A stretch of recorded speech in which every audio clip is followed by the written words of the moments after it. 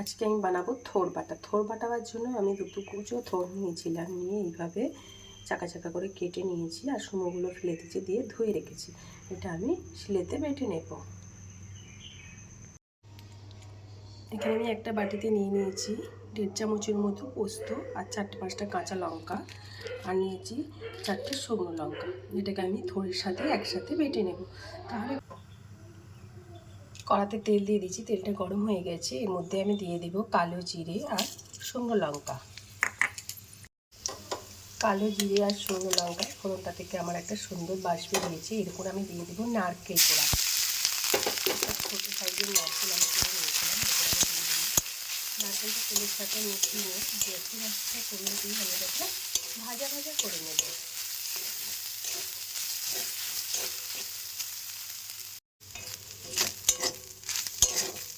নারকেলটা তেলের সাথে দিয়ে আমার ভাজা ভাজা করে নেওয়া হয়ে গেছে। এবার এর সাথে দিয়ে দেবো আমি থোড়টা বাটা।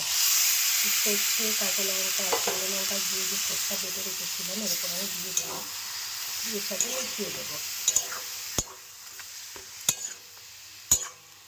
আমি থোড়টা শিলে রেখেছি, তোমরা যদি মনে করো এটা মিক্সিতেও বেটে নিতে পারো, অসুবিধা নেই। আর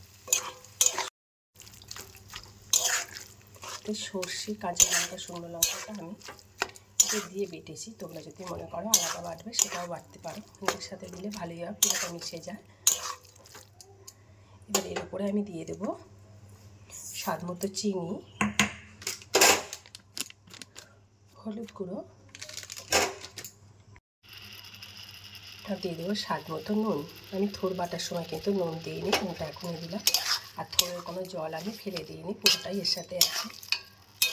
এবার এটাকে আমি ভালো করে মিশিয়ে নেব।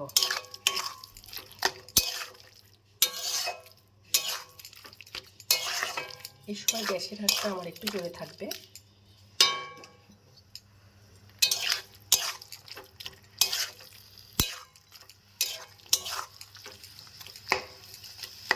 এইভাবে আমি একটা নাড়তে থাকবো। নেড়ে নেড়ে আমি এটা শুকনো করে নিয়েছি। আমার থোড় বাটাটা রেডি হয়ে যাচ্ছে। হচ্ছে থোড় বাটা থোড় ভর্তা। এটা আমার রেডি হয়ে গেছে, এটা আমি নামিয়ে নেব। গরম ভাতের সাথে এটা ভালোই লাগবে। চোখের নিচে একটা ভাত এটাতেই উঠে যাবে।